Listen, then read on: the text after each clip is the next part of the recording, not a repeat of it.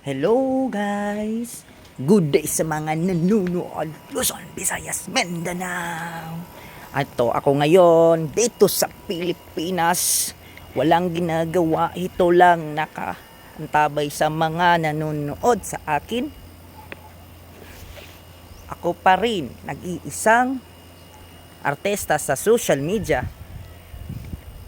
So guys, ito ako dito sa Pilipinas na lupang sinilanganan, lupa na kailangan. So ito, walang ginagawa, ito lang ako nagpapatotoo na isang lupa na aking sinilanganan. Medyo madumi, pero okay lang, wala naman talaga akong magagawa kasi ganun talaga ang buhay. Okay.